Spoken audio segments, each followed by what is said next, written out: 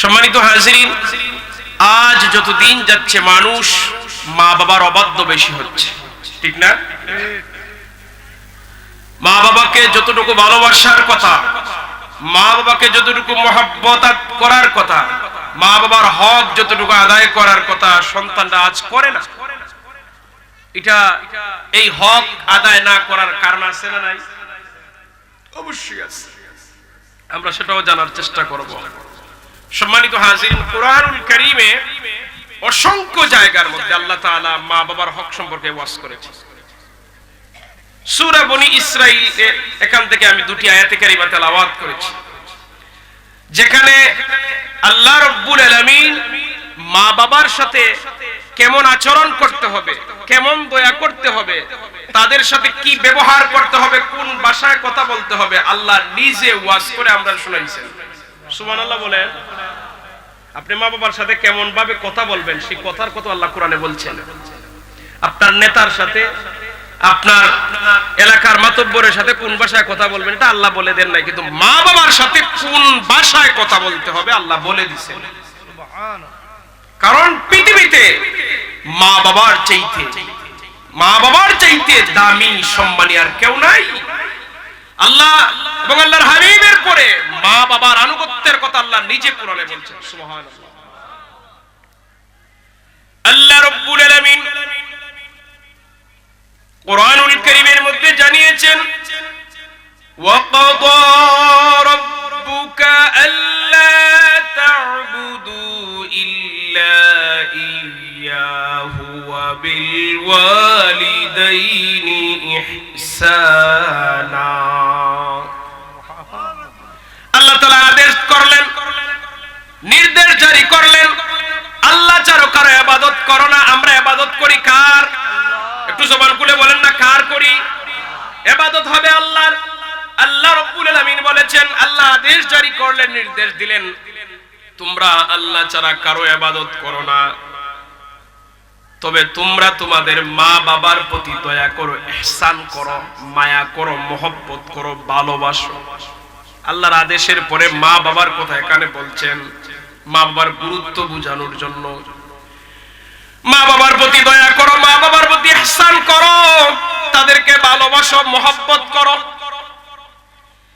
ইম্মা ইয়াবলুগান্না ইনদাকাল কিবারা আহাদুহুমা আও কিলাহুমা ফালা তাকুল লাহুমা উফ।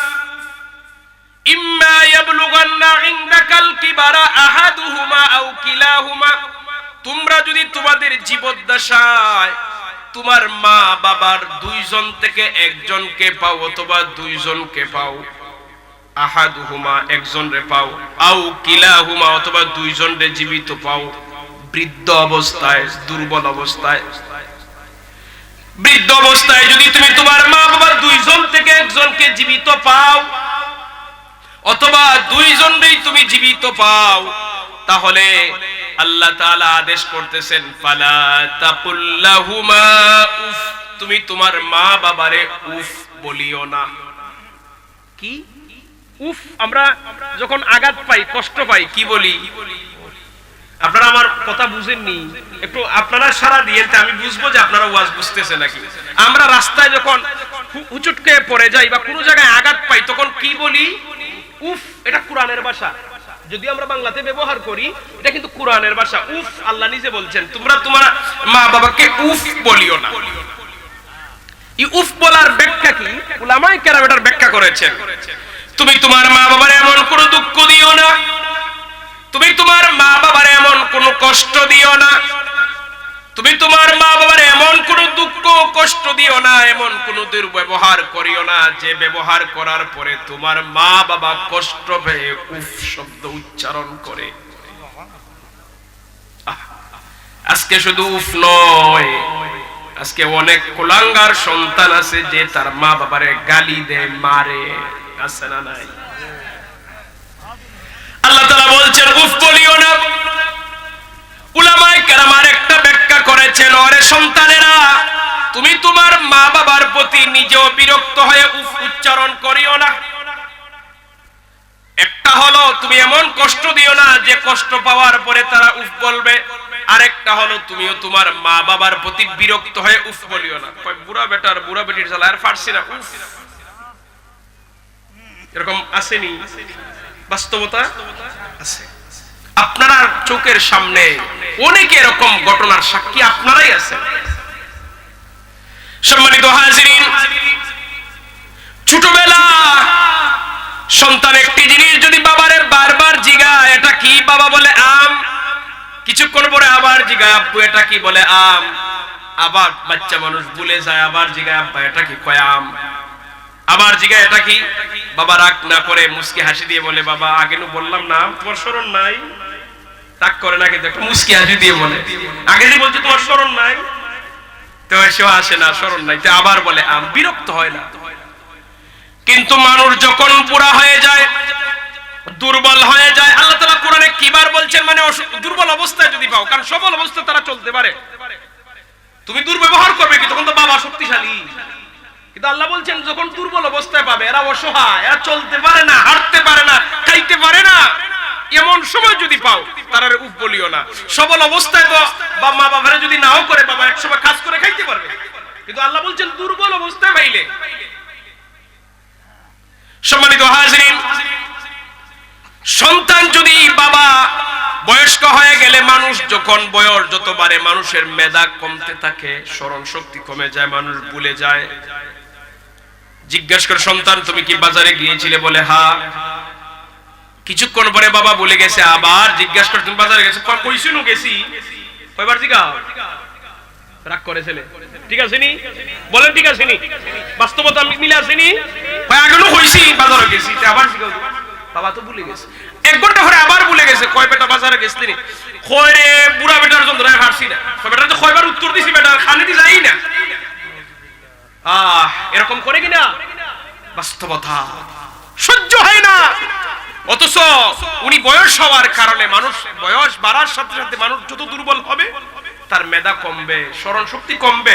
শুধু উনার নয়, আমরা যারাই বয়স হবে একসময় দুর্বল আমরা হব, সবার একই অবস্থা হবে। সম্মানিত হাজিরিন, রব বলছেন উফ বলিও না তুমি তোমার মা বাবারে। আমরা শুধু উফ না, আরো বড় কিছু করি, ওয়ালা তানহারহুমা, রব বলছেন ওয়ালা তানহারহুমা, তুমি তোমার মা বাবারে দমক দিও না। রব জানেন দমক দিবে, এইজন্য আল্লাহ তাআলা আদেশ করেছেন ওয়ালা তানহারহুমা, তুমি তোমার মা বাবারে ধমক দিও না। এটা কার আদেশ? আর রাসূল বলেন কার আদেশ? আল্লাহ তাআলা বলছেন তুমি তোমার মা বাবারে ধমক দিও না। কিন্তু ধমক দেয় কি না? যারা ধমক দেয় তারা কি আল্লাহর আইন মানে? ওয়াকুল লাহুমা, এবার প্রশ্ন দাঁড়ায় তাহলে ওয়ালা তানহারহুমা, মা বাবারে ধমক দিব না, ঠিক আছে হুজুর, তাহলে কি ব্যবহার করব, কোন ভাষায় কথা বলবো? আল্লাহ তাআলা বলেছেন ওয়াকুল, তুমি বলো, ওয়াকুল লাহুমা, তাদের দুইজনের সাথে তুমি বলো, কাউলান কারীমা, সুবহানাল্লাহ বলেন, ওয়াকুল লাহুমা কাউলান কারীমা, সম্মানিত ভাষায় কথা বলো। কারীম মানে সম্মানী।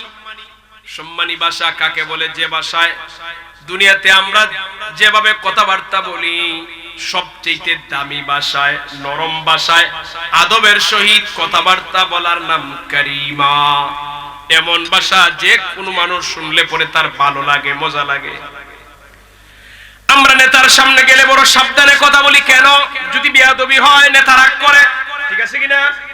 চেয়ারম্যান সাহেব, এমপি, মন্ত্রীর সামনে গেলে বড় আদবের সহিত কথা বলি, এরা সম্মানী মানুষ, দুনিয়ার দিকে এরা সম্মানী, এইজন্য সাবধানে বলি যেন কোনো বেয়াদবি না হয়। সম্মানিত হাজিরিন, দুনিয়ার এমপি মন্ত্রীদের সাথে যেমন ভাষায় কথা বলবেন এর চাইতে 1000 গুণ বেশি দামি ভাষায় মা বাবার সাথে কথা বলা লাগবে। মা বাবার সাথে কথা বলা লাগবে, এটা রবের আদেশ, যা দুনিয়ার কোন মানুষ তৈরি করে নাই। আল্লাহ বলে দিয়েছেন মা বাবার সাথে ওইভাবেই কথা বলতে হবে, কোনো কম্প্রোমাইজ চলবে না। দমক দেওয়ার জায়গা মা বাবা না, এটা আদবের জায়গা, আখলাকের জায়গা, নত হওয়ার জায়গা, নিজেকে বিলিয়ে দেওয়ার জায়গা মা বাবা। আমি যত বড় মৌলবী হই, আমার মা বাবার কাছে কিছুই না, আমার মা বাবার কদমে পড়ে থাকতে হবে, ঠিক কিনা? সম্মানিত হাজিরিন,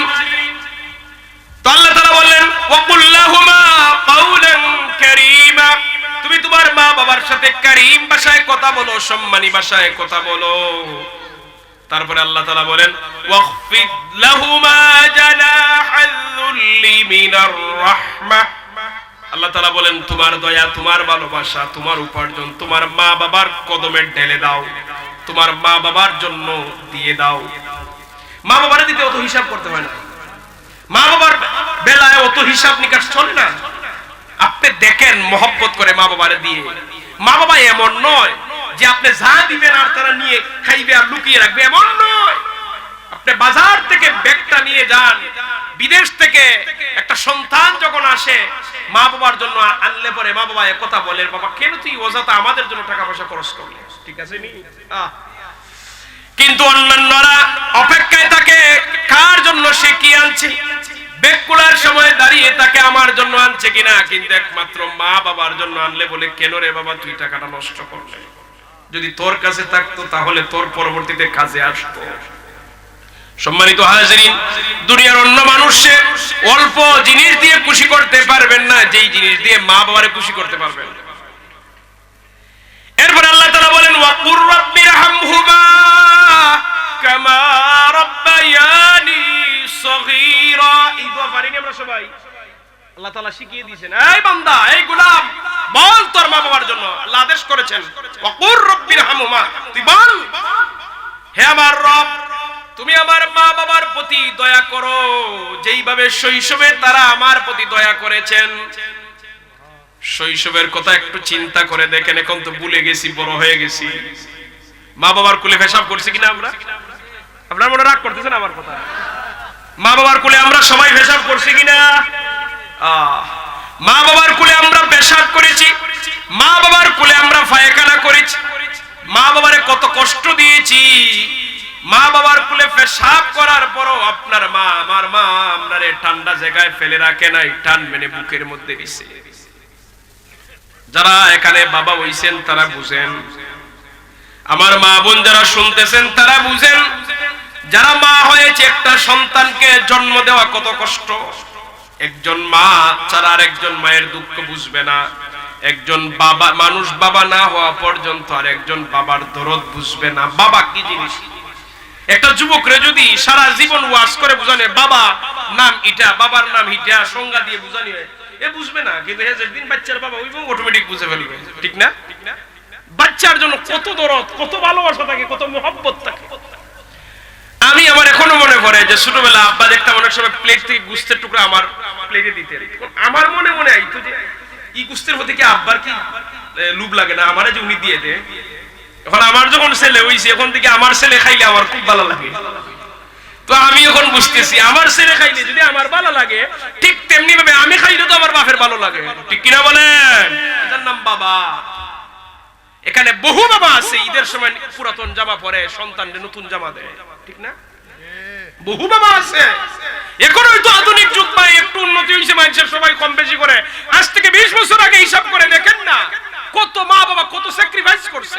বাপে বলছে রে বাবা আমি পুরানটাই তোরে নতুন জামা দিব।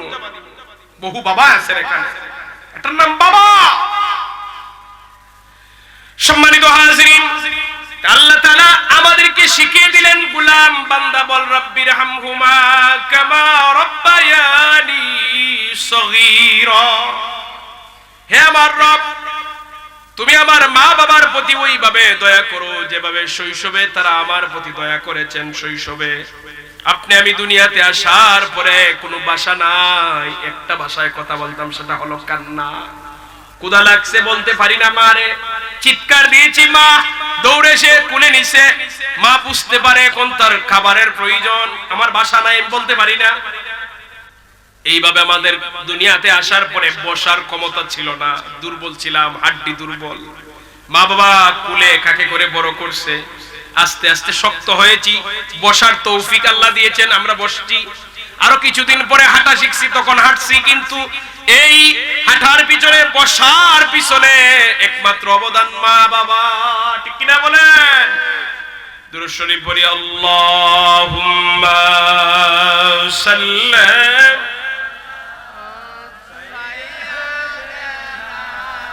মাওলানা মুহাম্মদ ওয়া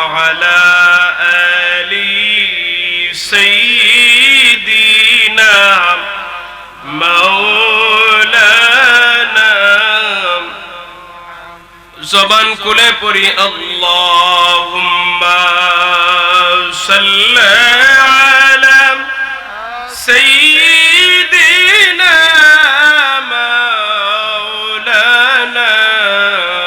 মুহাম্মদ ওয়া আলা আলি সাইয়্যিদিনা মাওলানা। মুহতারাম হাজিরিন, আপনি আমি বসার এবং হাঁটার শক্তি সামর্থ্য ছিল না। আপনার আমার মা আমাদেরকে আদর করে মোহব্বত করে লালন পালন করে বড় করেছেন, দয়া করেছেন। অসুস্থ হয়েছি রাতের বেলা, মা বাবা ডাক্তারের কাছে নিয়ে গেছেন, নিজেদের খাবার নাই, ঘুম নাই। ওইভাবে যেভাবে দয়া করেছেন আমরা রবরে বলি আল্লাহ তুমিও আমার মা বাবার প্রতি ওইভাবে দয়া করো যেইভাবে তারা আমার প্রতি করছেন। সম্মানিত হাজিরিন, একজন মা এবং বাবা যতটুকু সন্তানের বেলায় ত্যাগ স্বীকার করেন অন্য মানুষ পারবে না।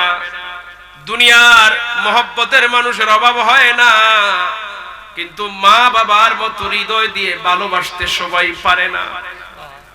একটা সন্তান যখন বিদেশের জমিনে যায়, 5টা বছর পরে যখন সন্তান বাড়িতে ফিরে, সবাই কার জন্য কি জিনিস এনেছে সেই দিকে নজর দেয়, লক্ষ্য রাখে। একমাত্র মা সন্তানের মুখের দিকে তাকায় আর বলে, রে বাবা তুই কি খাইলে আমি জানি না।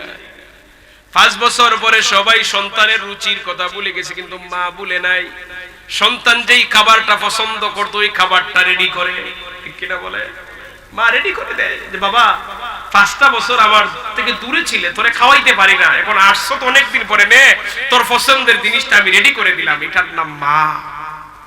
ওই মারে যখন কষ্ট দেয় আল্লাহ রাব্বুল আলামিনের আরশে আজিমে পৌঁছে যায়।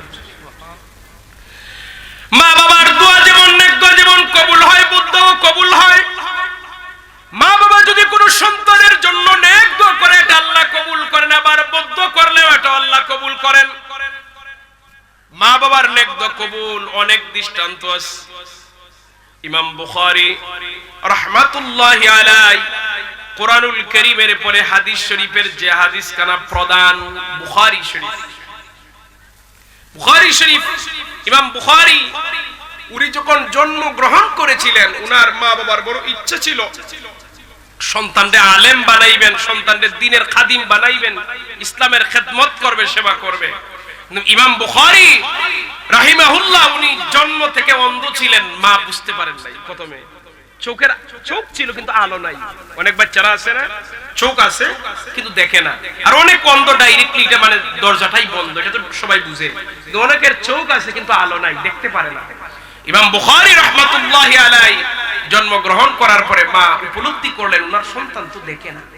কিছুদিন পরে অনুমান করলেন দেখতেছে না।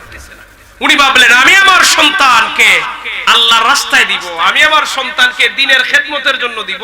আমার সন্তান যদি নাই দেখে কি সেবা করবে? মা বুক বড় আশা নিয়ে সেজদায় পড়ে গেছে। সেজদায় পড়ে কান্নাকাটি করা শুরু করলেন। আয় রব্বে করিম, মনের মধ্যে বড় ইরাদা ছিল সন্তানদের দ্বীনের প্রতি অগ্রসর করব, দ্বীনের প্রতি বিলিয়ে দিব, দ্বীনের খাদেম বানাবো। সে যদি নাই দেখে কি খেদমত করবে? ও মালিক, মেহেরবানি করে আমার সন্তানের চোখের আলো ফিরিয়ে দেন। যত সময় ফিরিয়ে দেবেন না আমি সেজদা থেকে আমি মাথা তুলব না। মা চোখের পানি ছেড়ে কাঁদতে লাগলেন, দীর্ঘ লম্বা সময় ধরে সেজদা দিতে লাগলেন। হঠাৎ করে ইমাম বুখারী রাহিমাহুল্লাহ ছোটবেলা উনি উনার মাকে জড়িয়ে ধরে বলতেছেন, মা এতদিন জানি আমি একটা কোন জগতে ছিলাম, কিছুই দেখতাম না, সব অন্ধকার দেখতাম, এখন নতুন এক আলোকিত জগতে আসলাম। সুবহানাল্লাহ। মায়ের দোয়ায় সন্তানের চোখের আলো আল্লাহ তাআলা ফিরিয়ে দিয়েছেন। এটা ডাইরেক্ট কবুল, এখানে কোনো পর্দা নাই, কোনো মাধ্যম নাই। অনেক মানুষ আছে না যে দেশের প্রধানমন্ত্রীর সাথে তার ডাইরেক্ট হাত থাকে, এরকম আসেনি? মানে সে মনে কেউ ছিল না, কেউ জানে না, কিন্তু তার একবারে হেড অফিসে তার হাত দেখা যায়। সে গেলে কোন ধরনের রাস্তাঘাটে আর যানজট নাই, তার কার্ড হয়তো ব্যক্তিগত একটা কার্ড আছে, দেখাইলি হয় আপনি জান, আপনার সাথে কোনো দরাবান্ধা নাই। তো মা বাবা এমন জিনিস, উনারা দোয়া করলে এখানে কোনো পর্দা নাই, ডাইরেক্ট আরশে আজিমে পৌঁছে যায়। সুবহানাল্লাহ আপনারা বলবেন না? মা বাবার দোয়া কবুল হয়। এবার আসেন মা বাবার বদদোয়া। মা বাবার নেক দোয়া যেমন কবুল হয়, বদদোয়াও কবুল হয়, দুইটাই কবুল। এইরকম অসংখ্য ঘটনা আছে, মা বাবার নেক দোয়া কবুল হয়, বদদোয়াও কবুল হয়। বনি ইসরাইলের জামানার একজন আল্লাহর গোলাম ছিলেন জুরাইজ নামে, আল্লাহর আবেদ বান্দা। হাজারো মানুষ উনার কাছে বিভিন্ন উপকারের নিয়তে তারা পানি ভরা তেল ভরা নিত, পরামর্শ গ্রহণ করত, দিন শিখত। সম্মানিত হাজিরিন, একদিন উনি উনার ইবাদত খানায়, উনার খানকা করে নামাজ আদায় করতেছেন। উনি নামাজরত অবস্থায় এমন সময় উনার মা ডাক দিলেন, জুরাইজ।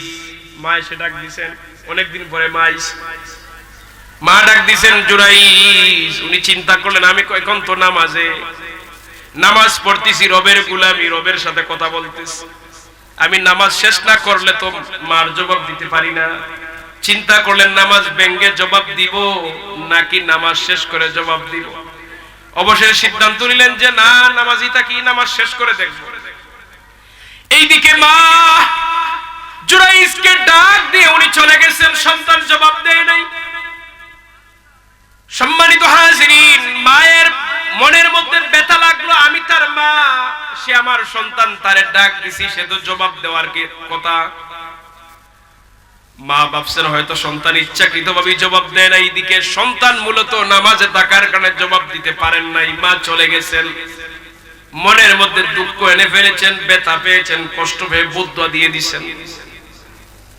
মা মুখ দিয়ে একটা বদদোয়া দিয়ে দিছেন, আল্লাহ যেন জেনাকারিনীর মুখ না দেখে তোরে মৃত্যু না দেয়, এরকম একটা বদদোয়া দিয়ে দিছেন। জেনাকারীর অপবাদ নিয়ে যেন তোর মৃত্যু দেয়, এরকম একটা অপবাদ মার মুখ দিয়ে চলে আসছে। মা বলছে এটা আরশে আজিমিকে পৌঁছে গেছে। নামাজ পড়ে জুরাইজ দেখেন মা নাই। উনি আবার বাড়ির দিকে রওনা দিয়েছেন খানকা থেকে। এসে বললেন, মা আপনি আমারে ডাক দিয়েছিলেন, আমি তো নামাজে ছিলাম, নামাজ পড়ার কারণে জবাব দিতে পারি নাই, বের হয়ে দেখি আপনি নাই, বাড়িতে আসলাম। কি খবর মা, কেন গিয়েছিলেন আমারে বলেন। মা তো অবাক, ও বাবা, আমি তো ভেবেছিলাম তুমি ইচ্ছাকৃতভাবে জবাব দেও নাই, তুমি জবাব না দেওয়ার কারণে আমি তো তোমারে বদদোয়া দিয়ে দিছি। ওই সময় মা আবার নেক দোয়া করলেন, আল্লাহ তুমি আমার সন্তানকে রক্ষা করিও। সুবহানাল্লাহ। কোন বদদোয়াও কবুল, নেক দোয়াও কবুল, দুইটি কবুল হইছে, দুইটি কবুল। মা যা বলতে কবুল। কিছুদিন পরে একজন জেনাকারী মহিলা, বদকার মহিলা এসে জুরাইজের আহ্বান করছে, হে জুরাইজ, আসো তুমি আমার সাথে জেনা করো, আমার উপভোগ করো। উনি বললেন, সাবধান, এই কাজ আমার দ্বারা সম্ভব না। ওই মহিলা একজন বন জঙ্গলের রাখালের সাথে গিয়ে খারাপ কাজ করেছে, করার পরে ওই মহিলার পেটে বাচ্চা চলে আসছে। বাচ্চা আসার পরে মানুষে জিজ্ঞাসা করে, এই কাজ কে করছে? বলে ওই জুরাইজ নামের, যারে তোমরা ওলি ভাবো, যে খানকা ঘরের মধ্যে বসে ইবাদত করে, সেই কাজ করছে। নাউজুবিল্লাহ। কাজ করছে একজনে, অপবাদ দেয় আরেকজনে। এটা সহিহ হাদিসের ঘটনা, এটা কোনো কিচ্ছা না, এটা আমার রাসূলের বাণী। সম্মানিত হাজিরিন, মানুষেরা বলে যে মানুষটারে আমরা এত বিশ্বাস করতাম, ওই মানুষটাই বুঝি কাজ করছে। যার প্রতি মানুষের এরকম ভক্তি বিশ্বাস আছে, এরকম যদি দুর্ঘটনা হলে মানুষ কি মনে করেন? লাঠি সুটা নিয়ে উনার খানকা করে ভেঙে দিচ্ছে। তোমার এত বড় সাহস, তোমার এত বিশ্বাস করা, তুমি বুঝি কাজ করছো, সবাই মিলে ধরে জেলে পাঠাই দিচ্ছে। সম্মানিত হাজিরিন, বাচ্চা পৃথিবীতে আগমন করলেন। বিচারক প্রশ্ন করলেন, ও জুরাইজ, তুমি কেন এমন কাজ করলে? উনি বলেন, না, এই কাজ আমি করি নাই। মহিলা বলে, করছি। সাক্ষী কোথায়? সাক্ষী তো লাগবে। সম্মানিত হাজিরিন, জুরাইজ বলেন, যেই সন্তান পৃথিবীতে আগমন করেছে তারে প্রশ্ন করো, সেই জবাব দিবে তার আসল বাবাকে। সম্মানিত হাজিরিন, হাকিম বলে, ও জুরাইজ, এতদিন মানুষ আপনারে পাগল বলেছিল, মানুষ আপনারে যে অপবাদ দিয়েছে এটা আসলেই বাস্তব। তোমার কি মাথা নষ্ট হয়ে গেছে? যেই সন্তান পৃথিবীতে আগমন করেছে এমন শিশু বাচ্চা তো কথা বলতে জানে না, কথা বলতে পারে না, তুমি আসলে পাগল হয়ে গেছো, এই জন্য বলতেছো শিশু বাচ্চা তোমার সাক্ষী। বাচ্চা তো কথাই বলতে পারে না, বাচ্চা কিভাবে সাক্ষী দিবে? আল্লাহর ওলি বলেন একটু প্রশ্ন করে দেখো না, সুবহানাল্লাহ বলবেন না? সম্মানিত হাজির, হাকিম যখন প্রশ্ন করে, এই ছেলে তুমি বলো তো তোমার বাবা কে? আল্লাহ রাব্বুল আলামিন শিশু বাচ্চার জবানটা খুলে দিবেন। সে বলে উনি আমার মায়ের সাথে খারাপ কাজ করে নাই, অমুক জঙ্গলের রাখাল আমার মায়ের সাথে খারাপ কাজ করার কারণে, জিনা করার কারণে আমার জন্য হয়েছে। সম্মানিত হাজিরিন, আল্লাহর ওলি জুরাইজ রক্ষা পেয়ে গেলেন কার দোয়ায়? প্রথমে বদদুয়া দিছিলেন, অপবাদ পাইছেন, মানুষে খানকা ঘর ভাঙছে। পরবর্তীতে মানুষেরা বলল, হুজুর আমরা তো বুঝছি না, আপনি অনুমতি দিলে আপনার খানকা ঘরটারে সোনা দিয়ে বাইনা দিব।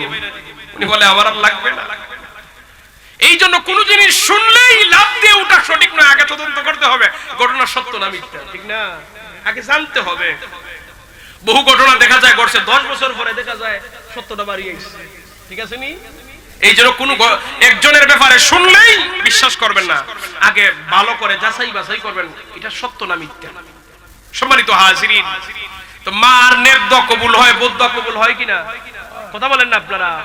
নেবদোয়া কবুল হয় আমরা পাইলাম, বদদোয়াও কবুল হয় আমরা জানলাম। এবার আসেন মা বাবার আরেকটু মর্যাদা নিয়ে আলোচনা করি। আপনার আমার নবী কে একজন সাহাবী জিজ্ঞেস করলেন, হযরতে আবু হুরায়রা রাদিয়াল্লাহু তাআলা, ইয়া রাসূলুল্লাহ আমার কাছে হকদার কে বেশি পাওয়ার অধিকার রাখে, কে বেশি আমার উপর হকদার দাবি রাখে? আল্লাহ নবী জবাব দিয়েছিলেন, ক্বালা উম্মুকা, তোমার মা। সাহাবী আবার প্রশ্ন করলেন, তারপরে কে? নবী জবাব দিলেন, ক্বালা উম্মুকা, তোমার মা। ক্বালা সুম্মা মান, তারপরে কে? নবীজি জবাব দিলেন, ক্বালা উম্মুকা, তোমার মা। সাহাবী একটু মনে মনে বিরক্ত হইলেন, যতবার প্রশ্ন করি নবী শুধু মায়ের কথা বলেন। চতুর্থবার সাহাবী প্রশ্ন করলেন, নবী বলেন, ক্বালা আবুকা, তোমার বাবা। এরপরে ক্বালা আদনাকা, এরপরে হলো তোমার আত্মীয়স্বজন আশেপাশে যারা আছে। প্রথমে মা 3 বার, এরপরে বাবা। এখানে মায়ের হক 3 বার প্রথমে বলা হয়েছে, বাবার হক 1 বার। কেন জানেন? মুফাসসিরিন কেন এটা ব্যাখ্যা করেছেন। মারা এমন 3টি কাজ করে যা কখনো কোনো বাবার দ্বারা কিয়ামত পর্যন্ত সম্ভব না। যেমন 10 মাস 10 দিন পেটে ধারণ করা, এটা পুরুষের পক্ষে সম্ভব, এটা মাদের কাজ। এই কষ্ট একজন মায়ের কষ্ট আরেকজন মাই বুঝতে পারে, অন্য কেউ বুঝতে পারে না। 2 নাম্বার, জন্মকালীন সময়ে যে প্রসব বেদনা, একজন মা শহীদের ময়দানের মতো রক্তাক্ত হয়, রক্তে লাল হয়ে যায়। এই যে কষ্ট দিয়ে কষ্ট করে একজন মা তার সন্তানকে জন্ম দেয়, কোনদিন পুরুষের পক্ষে কষ্ট সহ্য করা সম্ভব না, এটা মারাই পারে। তৃতীয়ত, 2 বছর মা একটা সন্তানকে, তার কলিজার টুকরা সন্তানকে দুধ পান করায়। আমরা তো মনে করি এটা সোজা কাজ, যেসব মারা পান করায় তারা বুঝে। একটু যদি মা ঠান্ডা পানি দিয়ে গোসল করে তাহলে মা ঠান্ডা লাগে, বাচ্চা ঠান্ডা লাগে। আরে বাচ্চার জন্য মা সতর্ক থাকে, বাচ্চার জন্য মা সাবধানে খাবার খায়, সাবধানে চলাফেরা করা লাগে। এই যে সন্তানের জন্য স্যাক্রিফাইস, এটা বাবার দ্বারা সম্ভব না। এই জন্য মায়ের অধিকার আল্লাহ নবী 3 বার প্রথমে বলছেন, পরে বলছেন বাবার কথা। কিন্তু একটা জিনিস মনে রাখতে হবে, মর্যাদা কিন্তু বেশি বাবার, মর্যাদা বেশি কার? বাবার। হক বেশি কার? মার। মর্যাদা হলো বাবার, হক বেশি মায়ের। সম্মানিত হাজিরিন, আপনার আমার নবী রাহমাতুল লিল আলামিন দুনিয়ায় আসার আগে ওনার আব্বা জান চলে যান, আসার পরে শিশু অবস্থায় আম্মা জান চলে যান। আপনার আমার নবী একদিন সাহাবায়ে কেরামদেরকে নিয়ে মসজিদে নববীর ভিতরে বৈঠক করতেছেন, বিভিন্ন বিষয় নিয়ে আলাপ আলোচনা করতেছেন। হঠাৎ করে একজন মহিলা মসজিদে নববীর ভিতরে প্রবেশ করলেন। মহিলারে দেখা মাত্র রাহমাতাল লিল আলামিন নবীজি বসা ছিলেন, নবীজি দাঁড়িয়ে গেছেন। সুবহানাল্লাহ বলবেন না? ও ভাই, রাহমাতাল লিল আলামিন নবীজি দাঁড়ান, উনি কোন সাধারণ মহিলা? মহিলারে দেখে নবীজি দাঁড়িয়ে গেলেন। আল্লাহর নবী সাল্লাল্লাহু আলাইহি ওয়াসাল্লাম সাহাবায়ে কেরাম দেখলেন, নিজের গায়ের চাদর মুবারকটা বিছিয়ে দিলেন আর ওই মহিলার চাদরের উপরে বসায়া দিলেন। রাহমাতাল লিল আলামিন নূর নবীজির চাদর মুবারক বিছিয়ে দিয়েছেন, নিজের গা মুবারক থেকে চাদর বিছিয়ে দিয়ে বলেন ওই মহিলার এই জায়গায় বসাইছেন। সাহাবায়ে কেরাম বলেন, আপনি দূরে গেলাম, নবীজি দেখলাম দীর্ঘ সময় মহিলার সাথে কথাবার্তা বললেন। বলার পরে মহিলা দাঁড়ালো, নবীজিও দাঁড়িয়ে গেলেন। ওই মহিলার হাতে একটা হাদিয়ার পুতলা উপহার দিলেন। মহিলা রওনা দিলেন। যত সময় পর্যন্ত মহিলাকে দেখা গেল তত সময় পর্যন্ত আপনার আমার নবী দাঁড়িয়ে ছিলেন। সুবহানাল্লাহ বলেন। সাহাবায়ে কেরাম অবাক করেন, উনি কোন মহিলা রে, যে মহিলার জন্য নবীজি এত সম্মান দেখালেন। মহিলা চলে যাওয়ার পরে সাহাবায়ে কেরাম বলেন, ইয়া রাসূলুল্লাহ, ইয়া হাবিবাল্লাহ, গো মায়ার নবী, এমন কোন মহিলা যেই মহিলার জন্য রাহমাতাল লিল আলামিন নবীজির চাদর মুবারক বিছিয়ে দেন আর ওই চাদরের উপর মহিলা বসে? নবীজি জবাব দিলেন, উনি হলেন আমার দুধ মাতা হালিমাতুস সাদিয়া। সুবহানাল্লাহ। ও ভাই, ও মুরব্বী বাবারা, নিজের জন্মদাত্রী মা না, যেই মায়ের যেই মহিলার দুধ পান করেছেন, দুধ মাও তো মা, ওই মহিলার সম্মানার্থে আপনার আমার নবী দাঁড়ান, আপনার আমার নবীর গা মুবারকের চাদর বিছিয়ে দেন। নিজের গায়ের চাদর বিছিয়ে দেওয়া সাধারণ কথা? হ্যাঁ, এত সম্মান দিচ্ছেন একজন মাকে। আজকে আমরা মা বাবার সাথে যেই বাসার কথা, ব্যবহারের কথা আমাদের রব বলছেন, তার ধারে কাছে আমরা নাই। দুরূদ শরীফ পড়ি, সাল্লাল্লাহু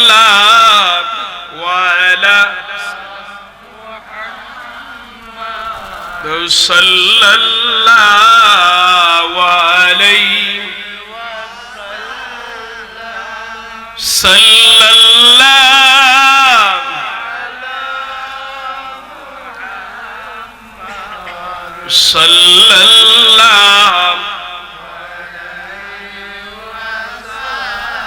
وجب الشكر علينا ما دعا لله داعي صلى الله على محمد صلى الله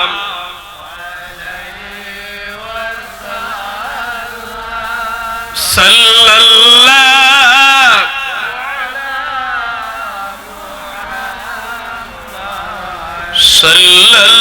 সাল্লাল্লাহু আলাইহি। মা বাবা যদি কাফের হয়, সন্তানেরা মা বাবার সাথে দুর্ব্যবহার কোনো অধিকার নাই। আপনি মুসলমান হয়ে গেছেন, কিন্তু আপনার মা বাবা এখনো হিন্দু, বৌদ্ধ, খ্রিস্টান। আপনার সন্তান হিসাবে মা বাবার সাথে দুর্ব্যবহার করা যাবে না, যদিও আপনার মা বাবা কাফের। এরকম অনেক আছে না, হিন্দু পরিবারের ছেলে মুসলমান হয়ে গেছে, কিন্তু মা বাবা এখনো হিন্দু আছে।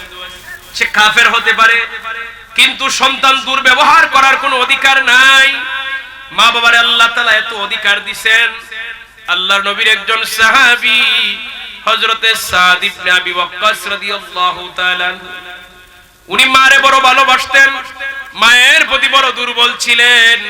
মা ছাড়া কিছু বুঝতেন না। মা বকতে মন ছেলে আছে না নাই সমাজে, দেখবেন মা ছাড়া কিছু বুঝে না, আমার মা যা বলবেন তা, আমার মা পছন্দ করছে এটাই মানি, মার ছাড়া কিচ্ছু বুঝে না, এমন বহু সন্তান আছে। সাদ ইবনে আবি ওয়াক্কাস রাদিয়াল্লাহু তাআলা এমন একজন সন্তান, মার প্রতি বড় দুর্বল ছিলেন, মা যা বলতেন তাই করতেন। কিন্তু রাহমাতাল লিল আলামিন দয়াল নবীজির সাহাবাতে গিয়ে কালেমা পড়ে মুসলমান হয়ে গেলেন। মুসলমান হওয়ার পরে বাড়ির মধ্যে গেলেন, কিন্তু মা এটা পছন্দ করলেন না। মা মূর্তি পূজারী ছিলেন। মা বলেন, ও আমার সাদ ইবনে আবি ওয়াক্কাস, তুমি মুহাম্মদের ধর্ম বাদ দিয়ে আমি যে ধর্ম লালন করি সেই ধর্ম লালন করো। কাফের হওয়ার জন্য মা আহ্বান করতেছে। সাদ ইবনে আবি ওয়াক্কাস বলেন, মা আমি আপনার সন্তান, আপনি আমার মা, আপনি আমারে জন্ম দিয়েছেন, আপনি বৈধ যত আদেশ করবেন সব আদেশ পালন করতে রাজি, কিন্তু ইসলাম ছাড়তে রাজি না। সুবহানাল্লাহ বলেন।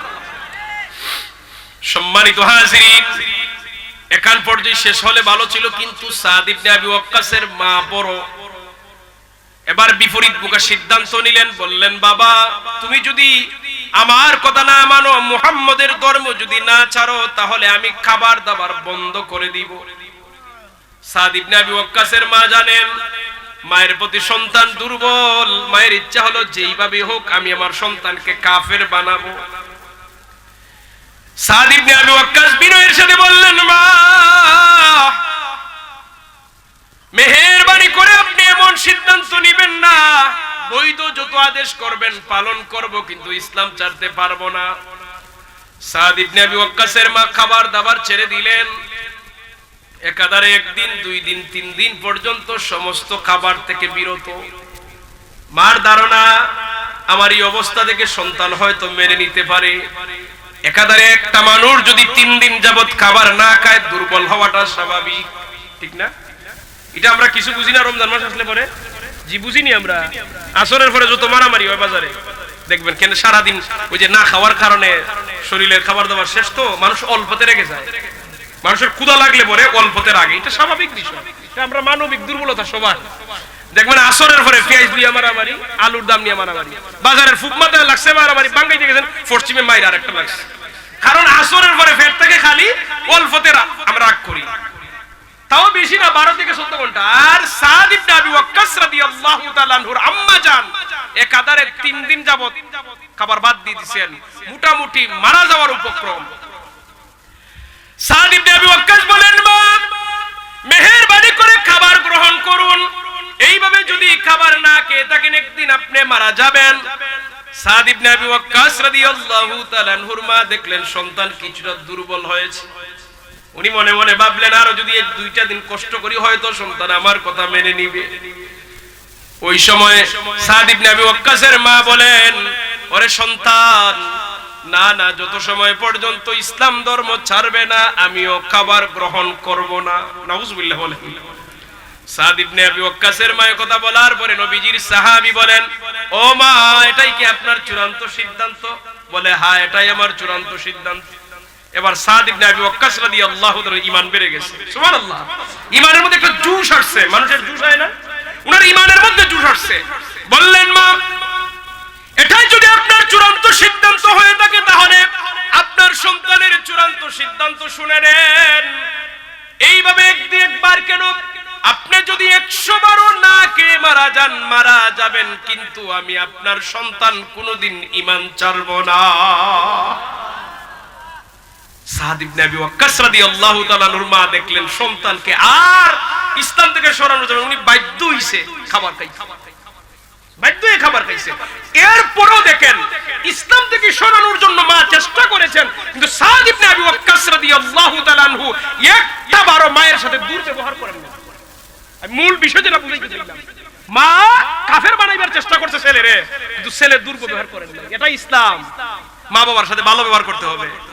মা বাবা যদি বৈধ আদেশ দেয় পালন করা বাধ্য, কিন্তু যদি গুনার আদেশ দেয় আপনি পালন করবেন না, কিন্তু বিনয়ের সাথে শ্রদ্ধার সহিত এটাকে অ্যাভয়েড করে চলতে হবে। মা বাবা বললে এই নামাজ পড়িস না, এটা মানা যাবে না, এটা আল্লাহর আইন, এটা আল্লাহর আদেশ, করাই লাগবে। মানে গুনার কাজে যদি আদেশ করে এটা মানা যাবে না, কিন্তু রাগ করে ধমক দিয়ে কথা বলা যাবে না, এই এটা তুমি কি বলছো, এভাবে বলা যাবে। মা, না, এটা গুনার কাজ, আমি এটা পারবো না, এটার কথা আপনি আমারে বলতে পারেন না। বড় ভদ্রতার সহিত, আদবের সহিত, সম্মানের সহিত মা বাবাকে কথা বলতে হবে। সম্মানিত হাজিরিন, আজ আমরা গড়ে গড়ে সমাজে বিভিন্ন অধিকাংশ দেখা যায় মা বাবা বুড়ো হইছে, দেখা যায় মা বাবার খেদমত করে না, মা বাবারে বাদ দেয় না, পিতা থেকে বের করে দেয়। এরকম ঘটনা আছে না নাই? প্রশ্ন হলো এটা কেন হয়? এটার একটা কারণ আছে। কারণ আজ আমরা সবাই শুধু সন্তানের কাছ থেকে মা বাবায় খেদমত পাইতে প্রস্তুত, রেডি থাকে যে আমার ছেলে বিদেশ গেছে রুজি করে আমারে দিবে, আর আমি যা কই তা দিবে। এখানে একটা বিষয় আছে, আমাদের ঘাটতিটা কোন জায়গায় জানেন? আপনি মা বাবার কাছ থেকে, সন্তানের কাছ থেকে আপনার হক আদায় করার দাবি করতেছেন। আপনাকে একবার চিন্তা করে দেখতে হবে আল্লাহ তাআলা এবং আল্লাহর নবী সন্তানের প্রতি যে দায়িত্ব এবং কর্তব্য দিয়েছিলেন সেটা ঠিকমতো পালন করছে কিনা। আমরা দেখা যায় সন্তানের দায়িত্ব পালন করতে রাজি না, শুধু সন্তানের কাছ থেকে হক আদায় করতে প্রস্তুত। ও ভাই, শুনে রাখেন মুরব্বী বাবারা, আপনি যদি আপনার সন্তানের হক, আপনি যদি আপনার সন্তানের দায়িত্ব ঠিকমতো আদায় করেন, তাহলে আপনার সন্তানও আপনারটা ঠিকমতো আদায় করবে। আপনি আগে হক আদায় করে এটা জমা রাখবেন, পরে আপনি তাদের কাছ থেকে আদায় করবেন, পাবেন। কামা তুদিনু তুদান, যেমন কর্ম করবেন তেমন ফল ভোগ করবেন। ছেলে মেয়ের জীবনে দিনই শিক্ষা দিয়েছেন না, ছেলে মেয়ের হক আদায় করছেন, এখন শুধু বলবেন হুজুর আমার ছেলে তো আমার খেদমত করে না, হবে না। এই জন্য মা বাবার অধিকারের আগে সন্তানের অধিকার নিয়ে আলোচনা বেশি দরকার, যেন আমরা প্রত্যেকে আদায় করছি কিনা দেখেন। আমি একটু বলি, সংক্ষেপে বলি, আমার সময়ের ভিতরে আমি শেষ করব। সংক্ষেপে আমি বলি, দেখেন একটা সন্তান পৃথিবীতে আসার পর, একটা ছেলে যখন পৃথিবীতে আয়, একটা মেয়ে যখন জন্ম নেয়, মা বাবার প্রথম দায়িত্ব কি? বাবার দায়িত্বটা দেখেন, মা তো জন্ম দিয়েছেন, বাবার দায়িত্ব সন্তান পৃথিবীতে আসার পরে সর্বপ্রথম তার সন্তানের কানে আজান দেওয়া। এটা বাবার দায়িত্ব। কার দায়িত্ব? একটু বলেন, কার দায়িত্ব? বাবার দায়িত্ব। এখন আমরা কি করি জানেন? আজান দিতে লজ্জা লাগে, আজান দেয় না। মুসলমানের ঘরে জন্ম নিয়ে আমরা আজান দিতে শরম করে।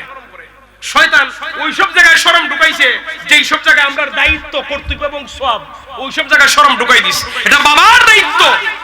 বাবা অনুপস্থিত থাকলে অন্য একজনে দিবে, কিন্তু বাবা উপস্থিত থাকা অবস্থায় বাবার এটা হোক, বাবার দায়িত্ব এটা দিবে বাবা, কিন্তু বাবা দেয় না, কয় পারি না, শরম করে, খরচা করে আরেকজন আনে।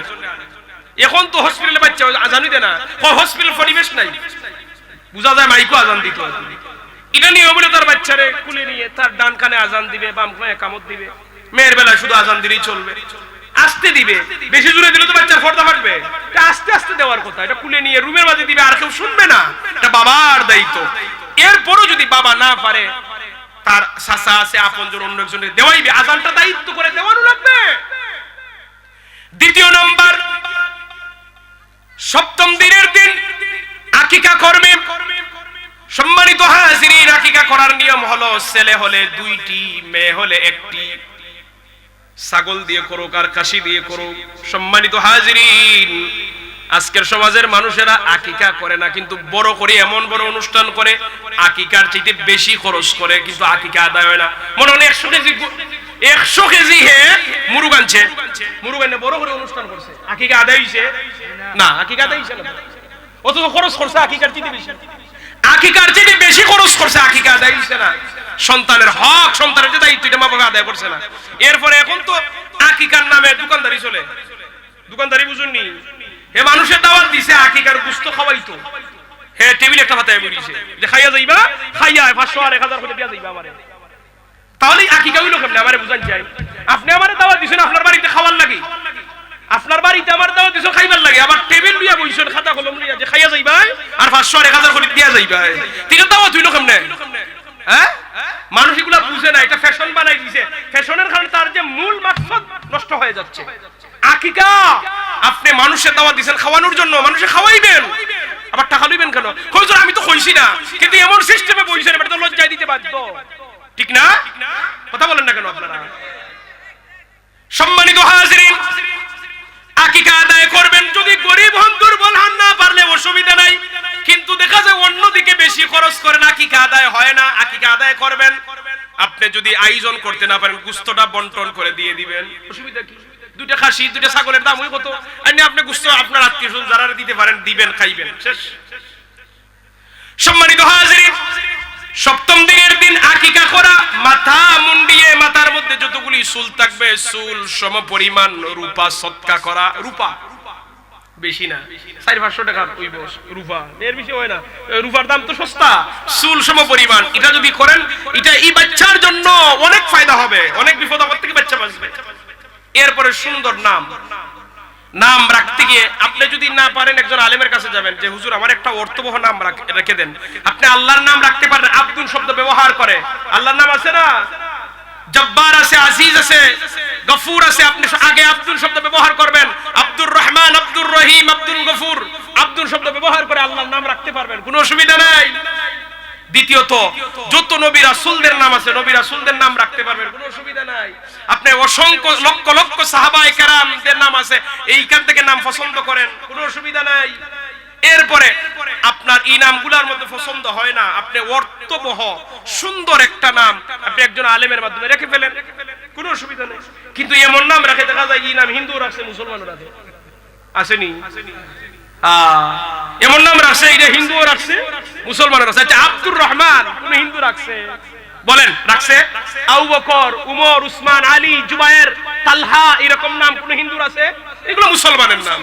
আর এমন কিছু নাম আছে না, মুসলমানেরও আছে, হিন্দুরও আছে। নাম দিকে এখন বোঝা যায় না এটা হিন্দু না মুসলমান, বড় বিপদ।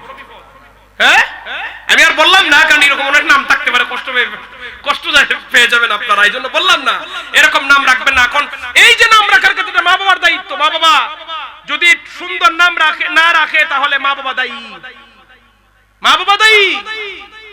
সম্মানিত হাজিরিন, সন্তান দিন দিন বড় হবে। বড় হওয়ার পরে সন্তান যেদিন কথাবার্তা বলা শুরু করবে, মা বাবার দায়িত্ব প্রথম যে জিনিসটা শিখান সেটা হলো আল্লাহর নাম, আমার নবীর নাম, কালেমা। সম্মানিত হাজিরিন, ছেলে মেয়েদেরকে মা বাবা আদব শিক্ষা দিবে, আখলাক শিক্ষা দিবে। খাবার গ্রহণ করে আপনি বলেন বাবা বিসমিল্লাহ বলো বলো, একদিন দুই দিন প্রতিদিন বলতে বলতে একদিন দেখবেন আপনার বাচ্চা বিসমিল্লাহ বলে খাবার শুরু করতেছে। পানি পান করতেছে, বলবেন বাবা একটু বসো না, একটু বসে পান করো। বাচ্চা শুনবে না, বারবার বলার পরে একদিন ঠিকই বসে পান করা শুরু করবে। এটা তাসির পড়ে, সোহবত। এটার শিক্ষক হলো মা বাবা। বাচ্চাদেরকে আদব আখলাক শিক্ষা দেওয়ার প্রথম উস্তাদ কারা? মা বাবা। সম্মানিত হাজিরিন, মানুষ ঘরে আসবে, মানুষকে দেখলে বাচ্চারে বলবেন বাবা সালাম দাও। ছেলে হোক মেয়ে হোক সালাম দেওয়াবেন, দেখবেন আস্তে আস্তে করে সালাম শিখে ফেলবে। এখন আমরার মা বোনরা সালাম শিখে না, কয় টাটা, কয় তোর খালামুনিরে টাটা দে। আচ্ছা, সালাম দিলে অসুবিধা আসেনি? সালামটা শিক্ষা দিতে পারতো না, এরা বলতে পারতো না তুমি তোমার খালামুনি আসসালামু আলাইকুম পারতো কিনা? বলেন না কেন আপনারা? ফাইলে সাইলে তো শিক্ষা দিতে পারতো, কয় টাটা দে। এটা টাটা শিখায় বলে টাটা করে মর। এই হলো আমরার অবস্থা। মুসলমানের ঘরে জন্ম নিয়ে সালাম শিক্ষা দিই না, টাটা শিক্ষা দিই। আমার মা বোন যারা শুনতেছেন, যারা টাটা বলবেন, আপনি আপনার বাচ্চার জীবন নষ্ট করতেছেন।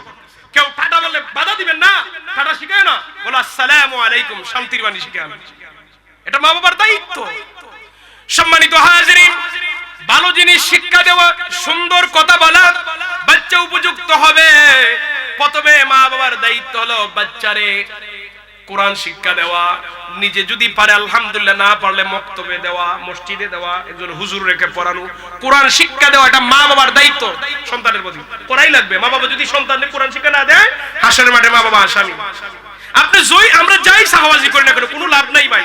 হাসরের মাঠে জবাব দেওয়াই লাগবে, আপনি কেন আপনার বাচ্চারে কোরআন শিক্ষা দিলেন না। বাচ্চার 7 বছর হবে, মা বাবার দায়িত্ব নামাজের প্রশিক্ষণ দেওয়া, নামাজের ট্রেনিং দেওয়া। এটা মা বাবার দায়িত্ব, কোনো উস্তাদের দায়িত্ব না। উস্তাদ যদি করায় উস্তাদের সব পাবে, না করাইলে অসুবিধা নাই, কিন্তু এটা মা বাবার দায়িত্ব। আল্লাহ নবী বলছেন এটা মা বাবার দায়িত্ব। 7 বছর থেকে 10 বছর ট্রেনিং দিবে মা বাবা।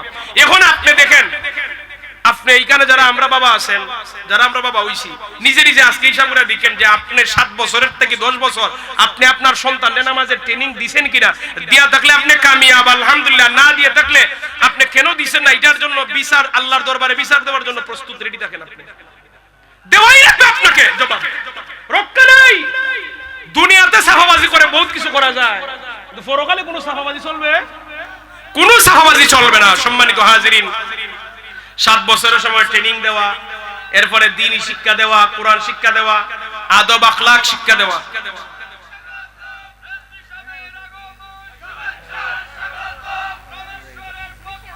নারায়ে তাকবীর, নারায়ে তাকবীর, নারায়ে রিসালাত।